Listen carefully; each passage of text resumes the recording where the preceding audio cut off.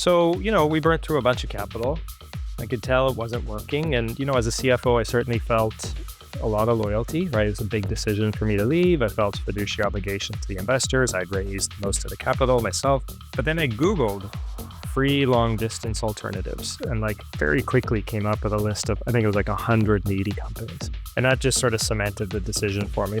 How on earth do we win? How do we generate a return for our investors when there are literally 179 other free competitors? So when a customer runs out of free minutes on our platform, they'll just start making calls on somebody else's free platform. They're a race to zero. I left, and long story short, that company failed. So that was a hard lesson.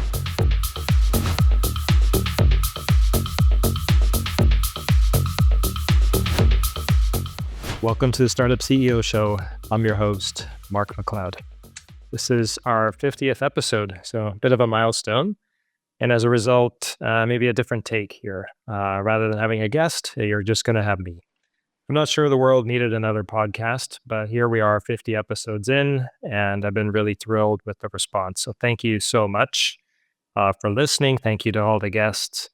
For this episode, I thought I'd take a look back. I recently celebrated my 25th year in the startup world. And at the anniversary of that, I kind of recapped 25 lessons that I've learned over the years. There are hundreds of others, but these were kind of 25 things that stood out. And so I thought I'd maybe expand on that post that I wrote at the time and kind of walk you all through those lessons. The first lesson is that timing is almost everything when it comes to a startup outcome. And I've been on both sides of this lesson. On the positive side, I was CFO for a company called Tungle back in the day. Some of you may remember that as a really, really great meeting scheduler, far greater than Calendly, even though the outcome was much smaller. And we were raising our Series A in 2008. 2008, many of you may remember, either you read about it or you lived it, was a challenging time. We had a mortgage crisis and a severe recession. And we were raising capital, and the deal closed 3 days before the Lehman Brothers crash. And Lehman Brothers was a big deal, and them failing precipitated just a shutdown of the financial system largely. And you fast forward, a few months later, venture capital had largely dried up. And we'll never know because I can't go back and redo it, but I feel like if that deal had even been a week late, we wouldn't have got that deal done. And so we were really lucky to have timing on our side there. On the worst side of this, the second company I was ever CFO for was a company called Hexago. This was a telecom infrastructure company. And you'll probably fall asleep listening to this, but basically the internet that you and I connect to today is on a type of infrastructure called IPv4. And it has a finite set of IP addresses. And so Hexago was betting hey, we're going to run out of these things. And we built this connection capability on top of a protocol called IPv6. And it has infinite address space, and we're going to build a giant company. Well, it turns out, I left that company in, God, I don't even know, 2005, a long time ago.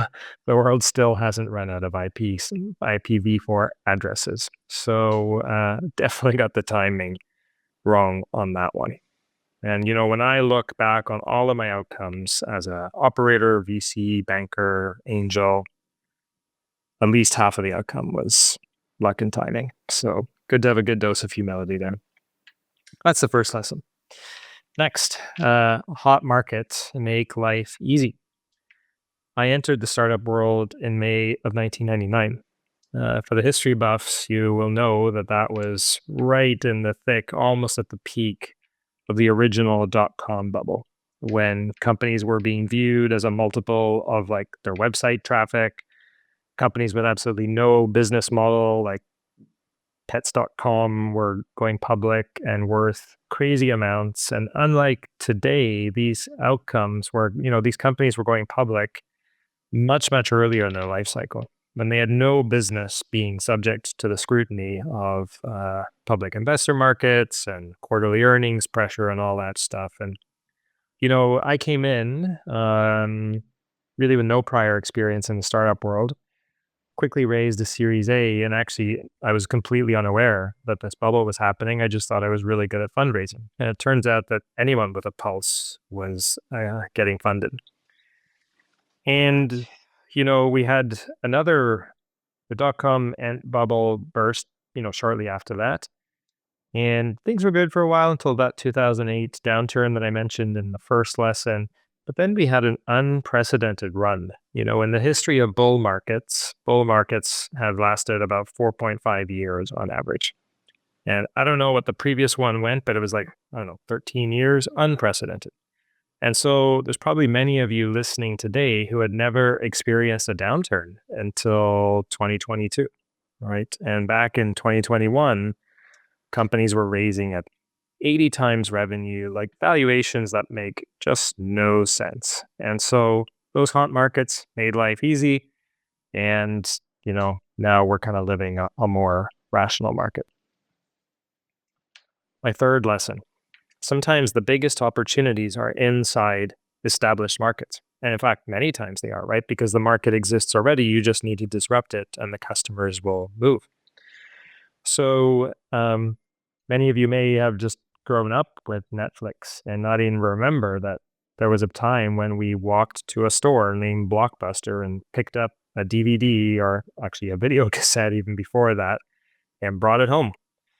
And that was an established market. Blockbuster owned it. There were lots of mom and pop video store chains, but like that was an established and not particularly fast growing market.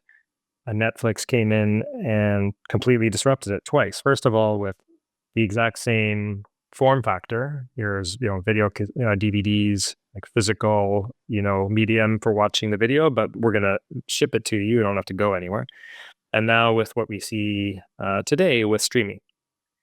Social networking, right? There were social networks before Facebook. MySpace was a thing. In the world, in my personal experience, accounting software was a category existed decades before FreshBooks showed up.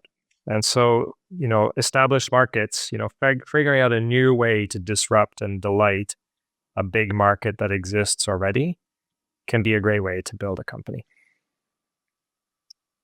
Lesson number 4: a poor market, meaning, a market that has no money, is a bad market. Customers, especially from the point of view of venture investors, right, who are chasing outsized returns.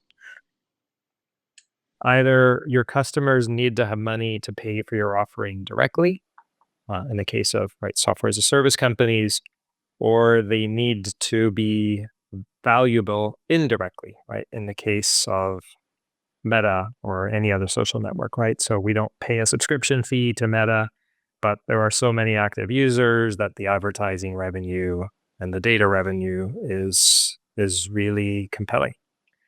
So I lived this lesson with I guess it would have been the third company, but I was CFO of the company called MobiVox.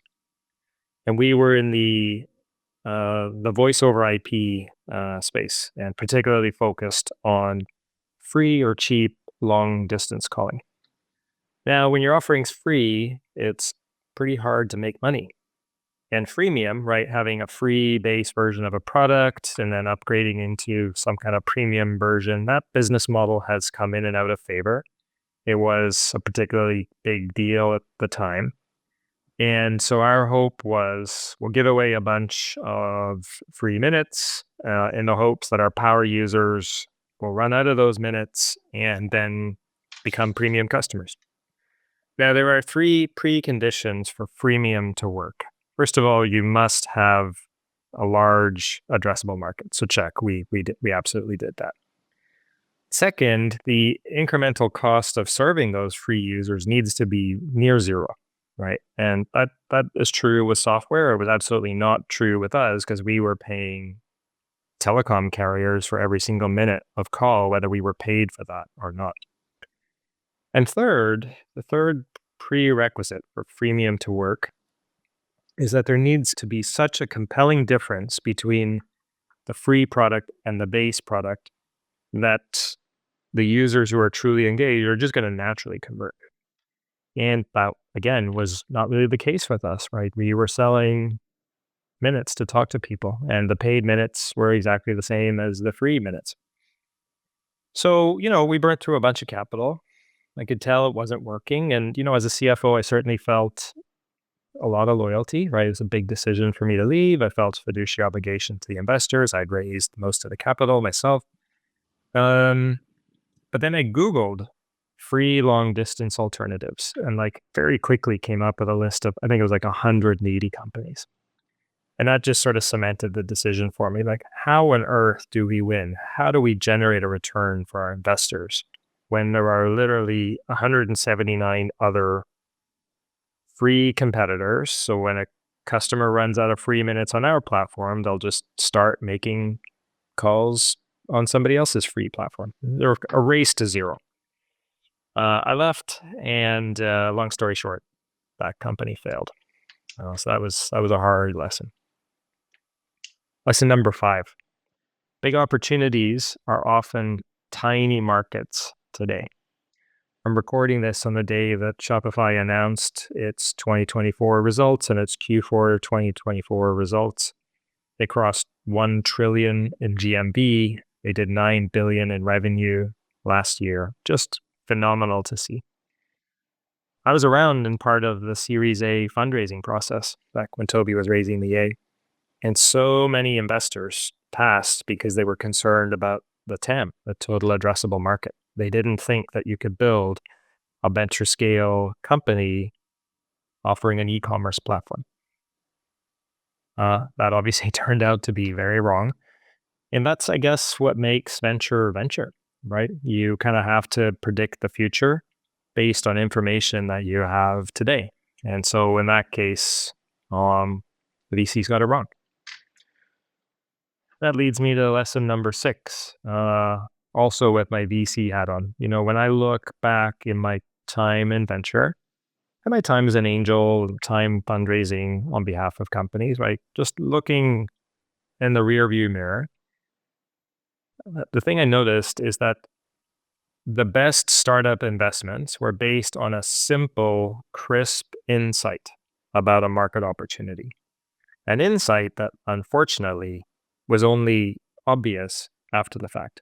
But the entrepreneur was able to articulate very clearly, right? It was not a complex pitch. If it was a complex pitch, that turned out to be a red signal. But if it was a really simple pitch, that actually turned out to be a positive signal. It's just you wouldn't actually know until years after you made the investment.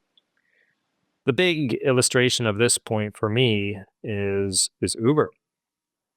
It is obvious now, with the benefit of hindsight, to look back and say it's a fundamentally better experience to just get on an app and have a car show up.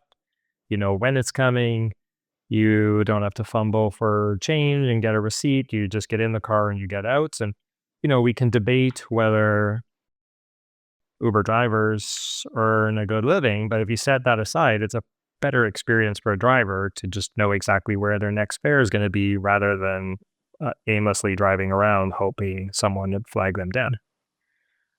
So we have that. It's very simple to pitch what Uber is. It's simple to describe, but it's only with hindsight and with scale that we see that that simple pitch was true, right? If someone had walked into my office when I was a VC and said, "Hey, I want to disrupt the taxi market," I'd be like, "Dude, you're mental. That's a solved problem. Like taxi medallions, unions, people aren't struggling for ways to catch a cab today, right?" So I would have passed. And yeah, Travis was pitching me back in the day, I would have missed out on a multi-billion-dollar company.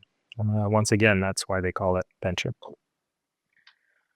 Lesson number 7. So still staying with my old dusty VC hat on. Sometimes great outcomes can come from near defeat. So many years ago, I invested in a company called Local Mind. And was a really great founder. You probably know him and listened to his podcast, the Lenny's podcast for product managers. So he's gone on to do really great things. But he had built this company called Local Mind, and it was really great early traction. But no sense of a business model that could be attached to this. And, he's quickly running out of the seed capital that he had raised, uncertain about the future. And the board encouraged him to hey, you know what? Maybe it's time to just shop and see if we can find a home for this. He did that and managed to get the folks at Airbnb really excited. And Airbnb was a small company then and couldn't really afford to pay cash for their acquisitions. So long story short, we sold Local Mind to Airbnb back when Airbnb was worth $1 billion. And I don't know when Lenny sold, but I can tell you that when my fund sold, Airbnb was worth $30 billion. And so this, kind of near defeat, it would have been a super modest exit, maybe an acqui-hire, actually turned out to be a fantastic return. So once again, we got lucky there, going back to my first point. But you just never quite know until everything's done. Lesson number 8. Most founders I speak with, they don't regret raising venture capital, but almost all of them regret how they spent that capital. And that is probably particularly true now in a climate where capital's a little harder to raise, although things are kind of softening up a little bit. The technical reason why companies die is because they run out of cash. There are underlying causal reasons. We don't have the timing right, can't find the right channel, disrupted by competition, whatever. But you can keep iterating, you can keep screwing up and keep going until you find something that works, as long as you have cash, right? Cash is blood. When we run out of blood, we die, and we run as humans. And when we run out of cash in a business, we die. It's really, really simple. So that's a very common lesson, and definitely one that I've lived. Lesson number 9. You cannot A/B test the decision to sell your company. And there is actually no right answer. So on that last point, the example I like to bring up is Facebook. Way back in the day, Facebook was super early. Yahoo, rest in peace, offered to buy Facebook for $1 billion in cash. It was still a young company then. That outcome would have completely returned the fund for Excel. Mark would have been a complete stud, multimillionaire, never needed to work again. He polled his leadership team and asked them, what do you think? Should we take this deal or not? Went around the room, right? One by one. What is your point of view? The leaders that said he should sell, he fired. And of course, he didn't sell. And fast forward a bunch of years, and Yahoo's a distant memory, and I don't know what Meta's worth today, but obviously many, many, many billions, might even be in the trillions for all I know. It's a big company. I lived a much more modest version of this a couple of times. Third company I was CFO for was a infrastructure company called TerraScale. And we built scalable storage software serving applications like Facebook, right? Facebook was kind of just going like crazy, growing like stink, and just building out giant server farms to keep up with its demand. It's probably still doing that. And we were kind of the storage backend for use cases like that. And we were raising our Series B when a public company named Rackable Systems, I don't think they're around anymore, just swooped in and made an offer to buy us. And that offer, to be clear, was life-changing for the founder. We returned 10x on invested capital. I had invested in it personally, plus I had stock options. It was a great outcome for me. I bought my first house with that money. But you never know. Maybe we would have still been riding that wave today. Look at the kind of data requirements and the storage requirements. I mean, they're just following Moore's law. It could have been a giant multi-billion-dollar public company today. We'll never know. Similar issue with that company Tungle that I mentioned earlier, right? We had raised a Series A. It was sort of like Local Mind in the sense that we had lots of free traction, but we weren't clear about the business model. Calendly didn't exist at the time. It's the exact same use case as Calendly. I actually think it was a better technology. Um, but we weren't clear whether people would pay for a tool to help them schedule meetings. And so we sold to BlackBerry, Research in Motion, as it was known at the time. Another great outcome, but who knows? Calendly has turned out to be an absolute beast of a company, and with tons of revenue, really high valuation, and maybe we could have done that as well. So, yeah, we'll never know. Lesson number 10. So, turning my attention to Canada for a bit. The best and worst thing about the Canadian startup ecosystem is its proximity to the US, right? We benefit tremendously from being so close to the US. Venture capital, while it's global now, is a US industry. And the biggest market for technology in most industries is the US market. So we benefit, a ton from being next door. But we also suffer this insecurity, right? We're a tenth of the size of that market. And I feel like we cannot avoid comparing ourselves to our southern neighbors and having this deep insecurity. I actually think that's true about Canada as a whole, right? Toronto aspires to be New York City, but it just never will be. We also had this giant brain drain. The C100 is a member organization kind of promoting Canadian interests and connecting Canadians in Canada to Canadians in the Valley. And they shared a stat, it's a few years old now, where basically there's 400,000 Canadians in the Silicon Valley area in the high-tech industry. And a few years ago, there was at least one Canadian on the leadership team of every publicly traded technology company in the US. Really visible examples like Patrick Pichette, who was CFO at Google at the time. That was massive brain drain. And then you're seeing that now with AI. Right? AI is just the next wave. It truly matters. It's truly disruptive. And a lot of the leading thinkers came out of University of Toronto and University of Montreal. A bunch of the founding folks at OpenAI are Canadian. And we've lost that talent, right? And, AI is almost like a sovereign battle now, right? Countries are fighting each other to have supremacy when it comes to AI, and we've lost that talent. So we benefit from being so close to the US, but we also suffer. Lesson number 11. Being a VC kind of sucks. When I entered the startup world, I was completely enamored with VC. I remember being an auditor before joining this startup, and I called up. My client was a company called Solanus Technology. It's still around. And this guy, David Lowy, who you may recognize as the head of growth or Google's late stage growth fund. He was a VC at the time, and I called him up to ask him if he had any questions on the financial statements of Solanus Technology. He didn't give a fuck about that. He certainly hadn't read them. I just called him up because I wanted to talk to a VC. And so when I entered the startup world, I set my sights on becoming a VC within 10 years. It took me 11, but I did it. And it was absolutely not what I thought it would be.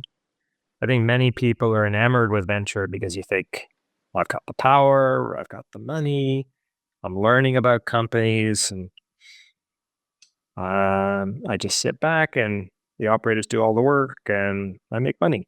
And some of that's true, but most of it's not. In my experience, it's a pretty lonely job.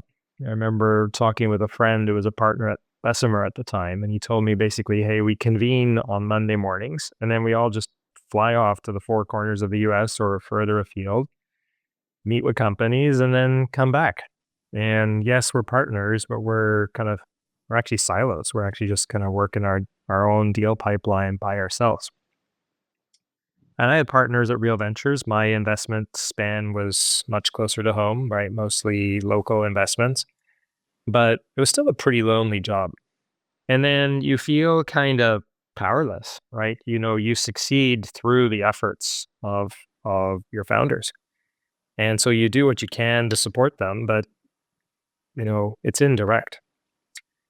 And then it's no question some venture funds make money, but as an asset class, it underperforms, right? You'd be better off taking your money and, I don't know, buying a index fund or something. And so I kind of realized that along the way, right? Back when I was a VC, geography mattered a lot more than it does now. And I just didn't feel like I could out Sequoia as an example. Like I can't compete with the tier one Valley funds from my tiny little $50 million fund located in Montreal. And so I didn't feel there was any way that I could look limited partners in the eye, limited partners of the people and institutions that give venture funds their capital, and say, hey, you know what? I know most VC funds don't return, but don't worry, we got it all figured out and we're going to deliver better returns and give me your money. And by the way, back up that empty promise with my own money, right? So hit the ripcord on that one and pulled out a venture and never regretted it. Are you still taking your own meeting notes? Let me tell you about an AI tool that I'm using to take meeting notes for me. It's called Fellow. It's an AI meeting assistant. It takes human-level AI notes, it tracks my action items and decisions, and keeps everything in one place. Built with security and privacy at its core, Fellow is the only AI meeting assistant that leaders trust to capture meeting notes and recordings while keeping your data safe.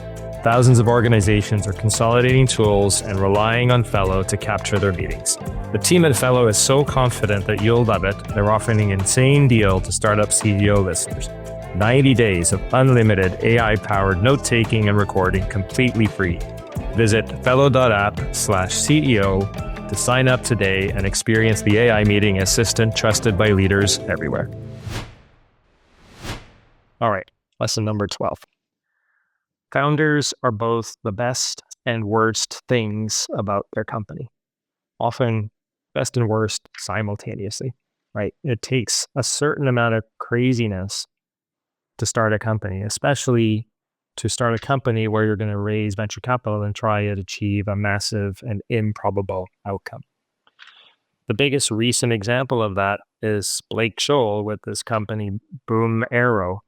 With no prior background whatsoever, he's built a plane that literally did a supersonic test flight last week. I mean, that takes a certain amount of just batshit craziness. Elon Musk is crazy on a whole bunch of levels, right? Literally a rocket scientist, right? Trained himself to be a rocket scientist. Built reusable, like, electric cars, right? Like, he's just doing all these crazy things. Love him or hate him, there's definitely some craziness there, and that craziness has served him well. Staying on the CEO thing for a second, lesson number 13. Great CEOs come in all shapes and sizes, right? We have maybe this stereotypical image of a CEO. Tall, broad-shouldered, charismatic, male, unfortunately, for the most part, especially in this industry. But let's look at Toby from Shopify. Toby is by far the most successful CEO I've ever had the pleasure of working with. If you've met him or you've seen him, speak or listen to a podcast, just a painfully introverted, deeply thoughtful human.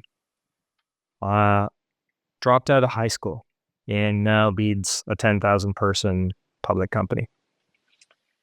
I think that's truly remarkable.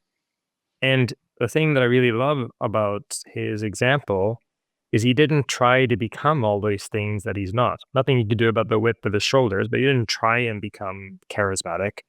He didn't try and be a public speaker. He hired Harley to do those things. And so just built the CEO image, the CEO role in his own image, which brings up my next lesson, right? Lesson number 14. Which is that the best CEOs lean into their superpowers. They don't dilute by trying to figure out parts of the business or parts of the role that don't suit them. And so Toby is the poster child of that example, right? He's introverted. He wants to be focused on technology and product. And so he's a publicly traded CEO. He should be the person doing the quarterly earnings and going on CNBC Squawk Box, but he's not. It's Harley who does those things, right? So on the flip side, Harley completely feeds off that. He's like a force of nature. In my brief time at Shopify, my office was beside his, and he'd just be like pounding call after call after call. He's just complete extrovert, boundless energy. That doesn't seem to have changed. And Toby just hired him. And built his management team and how he led the company around this notion of like, listen, I want to spend time thinking about technology, driving technology direction, thinking about product, delighting merchants, just working on my mission to make commerce simpler for everyone. And I don't want to be bothered with all this other aspects of being a CEO. I love it. Lesson number 15. My base level expectation of venture capitalists, and actually of boards as a whole, is do no harm. Anything above that is a bonus. And unfortunately, this lesson has come from being disappointed time and time again as an operator. And I want to make it very clear. There are many, many exceptions to this. There are great venture capitalists who add tons of value. I've had the privilege of working with many of them. And there are great directors who can provide game-changing insights or contacts to help a management team get to the next level. But by and large, when I speak with my CEOs, they're pretty frustrated with their investors and frustrated with their boards, right? Often the investors, even though they're on the board and have a fiduciary obligation to look out for the interests of all shareholders, are really just looking out for themselves. And I get it, right? They raised a fund and they have to return that fund with a multiple on it, right? Investors give venture capitalists money in order to generate premium returns. And so you have to be self-interested. But it just creates a lack of alignment, right? I remember speaking with a tier 1 venture capitalist years ago who told me, and I quote, "I would much rather a founder go into a brick wall at 100 miles an hour trying to hit escape velocity rather than play it safe." And so that quote just speaks to the inherent lack of alignment that exists between VCs and the founders that they back, right? The VCs have a portfolio, they have a fund, they got lots of management fees. You just have this company. And so it's beautiful. The game-changing disruptive software and other technology experiences that we love in our lives and our companies today would not exist without venture capital. But just recognize that there's this inherent lack of alignment. And then board meetings. None of my CEOs look forward to their board meetings. Jeff Lawson, who used to run Twilio, had the best perspective on his board. He really viewed his board as a second management team.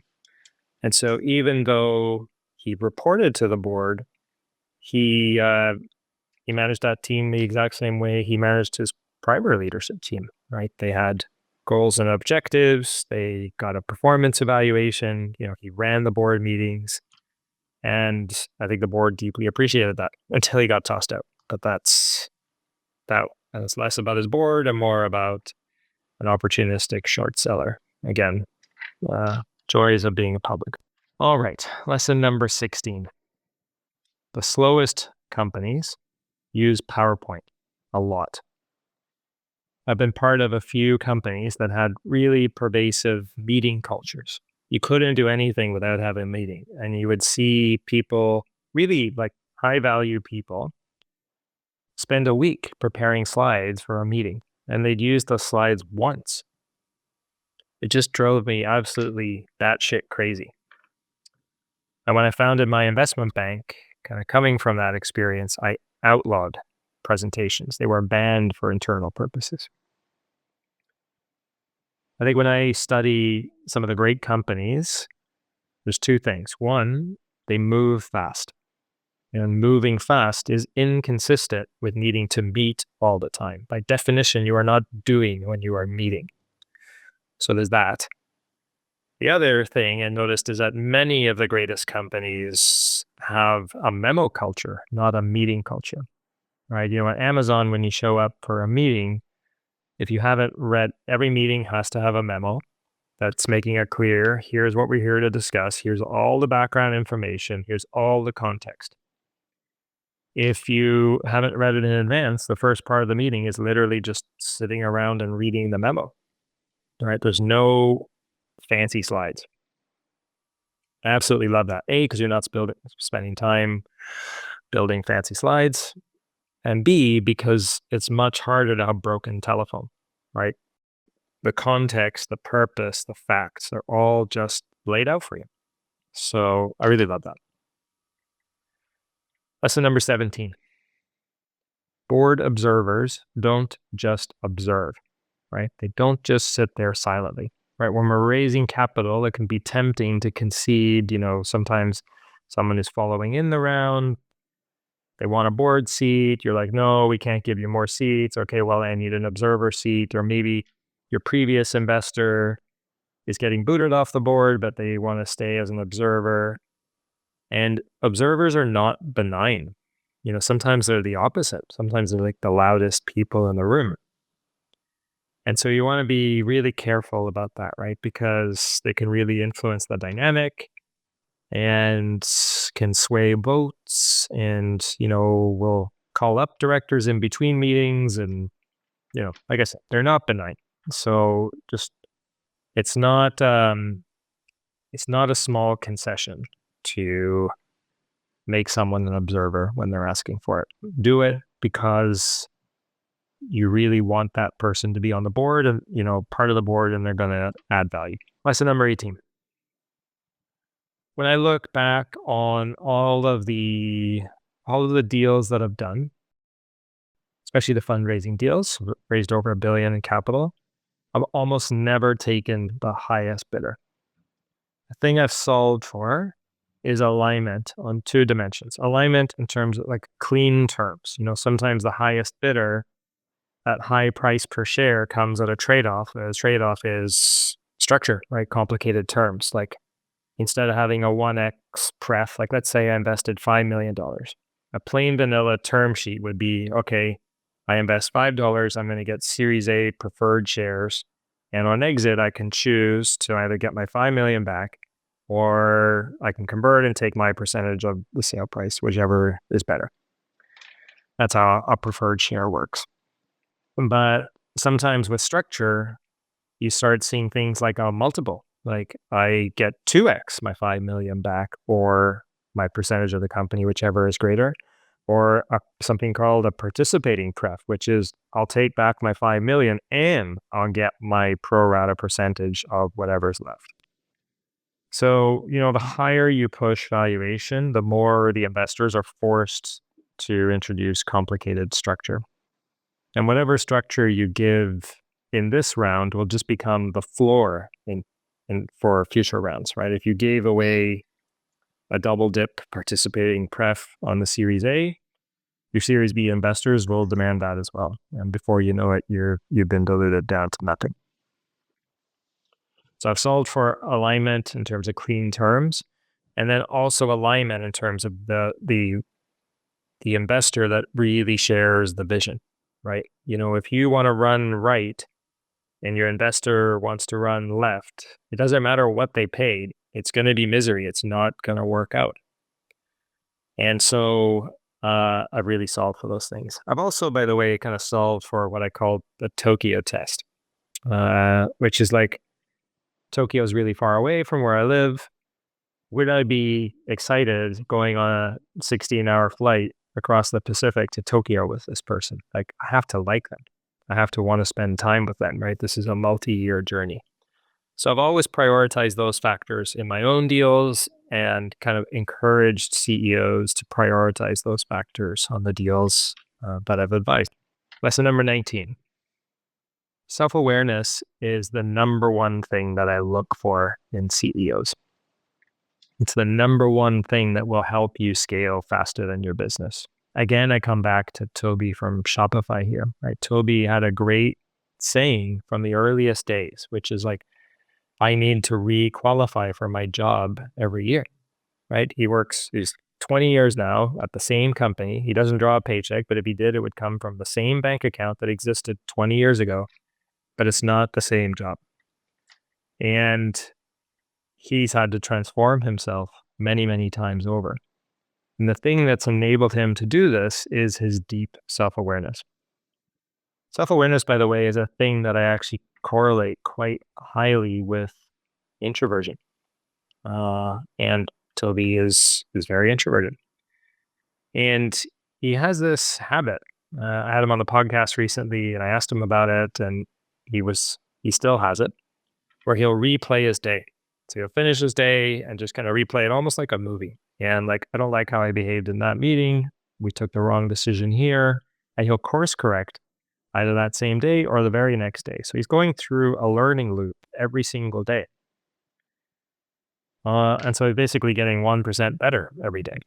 And 1% improvement every day is a 37x improvement in a year. It's transformational. And so I would argue that self-awareness is why this first-time CEO who didn't even want to be CEO and didn't finish high school is leading a 10,000 person, market leader. It's because of self-awareness. And, bottom line is, if you think your shit doesn't stink, you're not going to be open to the cues and the feedback, and you're not going to be growing. And so I really encourage you to just set ego aside, pay attention to the signals, get input, get a 360 review, reflect, journal, think, take a hike, do whatever you need to do to get perspective and to build your self-awareness. All right, we're getting into the home stretch here. Lesson number 20. We stress wondering what people think about us, but people are too busy worrying about themselves. They don't care. I've lived this many times. I went through two really big public decisions. First of all, to leave Real Ventures, and second, to shut down my investment bank, SurePath Capital. So, when I decided to leave Real Ventures, it was kind of a big deal. Could have triggered the key man clause where LPs could be like, yeah, this no longer makes sense. We want our capital back. BetaKit covered it at the time, right? It was newsworthy. And I was walking away from a fund that I had invested in and walking away from a career in venture capital.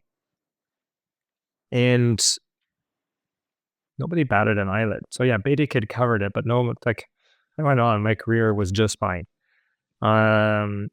So I could have just sat there and been paralyzed with what are people going to say, and either just stayed in a role that I no longer believed in. But the world went on. And it's the same thing when I shut down my investment bank. Had reached a conclusion that being a coach, those coaching and advisory conversations were the best part of, the thing that I love most about being a banker. And I knew that if I had a do-over, I'd skip the banking and just be a coach. And so even though it meant, helping my team find new jobs, it meant walking away for some deals. COVID helped. I did this when the world shut down and buyers stopped buying companies for a period of time. But it was a highly visible decision. And nobody questioned it. Nobody was like, oh, Mark, what are you doing? Mark's lost the plot. Nobody cared. And so I've lived this lesson many times. All right, lesson number 21. Overfunding masks shitty businesses. And so venture capital is a beautiful thing, but it can certainly hide a lot of inefficiency. Uber was a wildly successful venture investment, but it accumulated 29 billion in losses. It didn't actually deserve to exist in my books. Like, it doesn't make sense to subsidize something to the tune of $29 billion. Now, you can argue, again, we'd come out on the other side. It's a disruptive service. It's completely changed the world. We're going through massive subsidies now in AI. And again, you can see a clear J curve, and we're going to come out the other end that have completely changed our world. And so there are definitely cases where this extreme investment and this extreme, losses make sense. But there are many cases where it doesn't make sense. I recently spoke with a CEO that had raised tens and tens of millions in capital and doesn't have a lot of revenue. Like, there's no chance he's going to even return his investors' capital. And I wonder, how did the investors put in so much money? It happened over multiple rounds. Like, each time you should be thinking about, is the traction there? Is this company worthy of more capital? And so, yeah, venture capital can mask some really shitty businesses. Lesson number 22, humans have infinite potential. All right. For the last time, I'll come back to Toby here. Again, high school dropout, immigrated to Canada, ironically became an entrepreneur because he couldn't get a job. He didn't have a work permit in Canada, but he could start a company. And now he leads a 10,000 person company. By the way, he's also a professional race car driver, right? At the same time as he's leading this company, he's put in the time and energy and personal commitment to figure out how to be a racing car driver in just a 24-hour Le Mans race in Daytona recently. Like, absolutely mental. We all have infinite potential, right? All of us.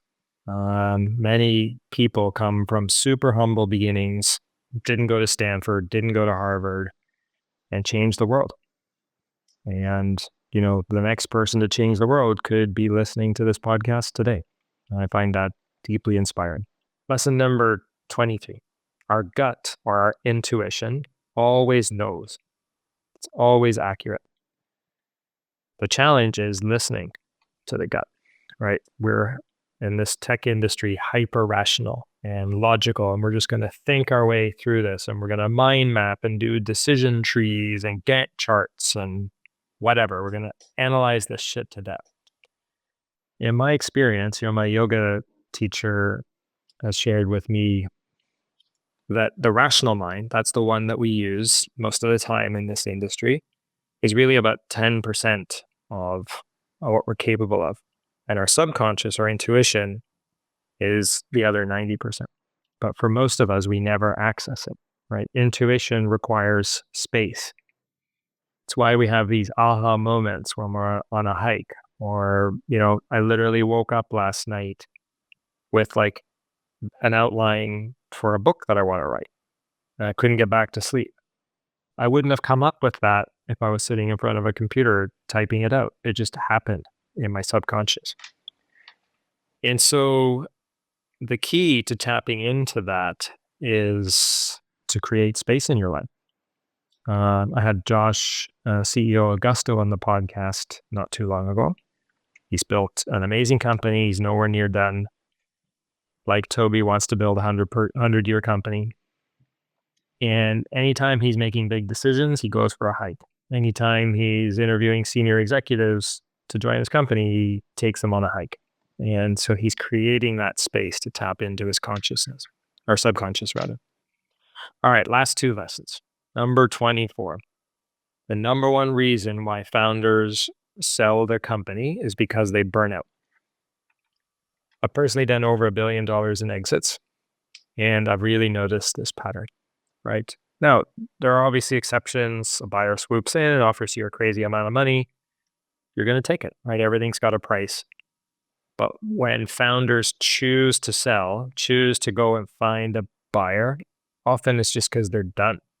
And they could theoretically, replace themselves as CEO, move to the board, and keep going with the company, right? They could separate themselves from the company. But in my experience, they often don't do that for a bunch of reasons. One is, for better or worse, their identity is completely wrapped up in being CEO of this company, and so they just need to get it to the finish line. Two, their net worth is tied up in these illiquid shares.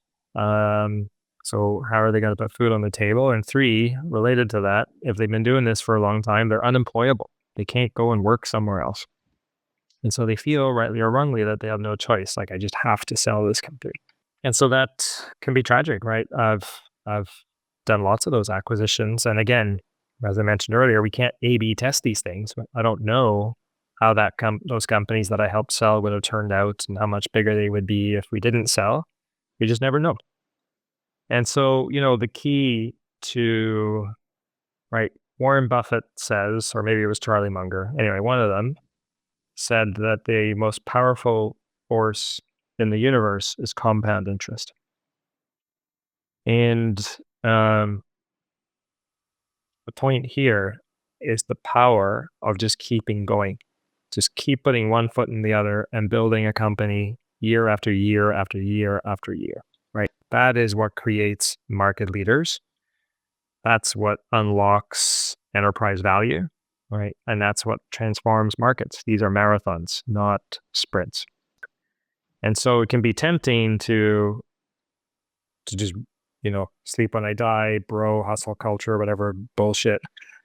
But the true path to building an enduring company is actually to run it in a sustainable manner, right? To prioritize fitness, eat real whole foods, sleep 7 or more hours a night, have real boundaries between yourself and your company. And so it can feel like you're going slower in the moment, but then you're not just draining the battery and you're not going to get burnt out.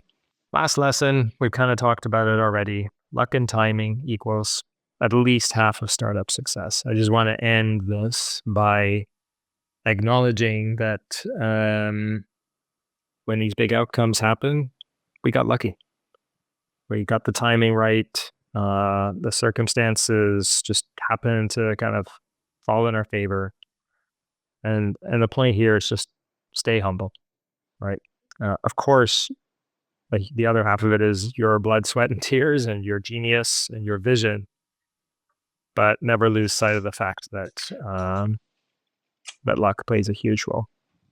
And on that note, I feel really lucky and blessed that you tune in and listen every week. And thanks for listening to this episode.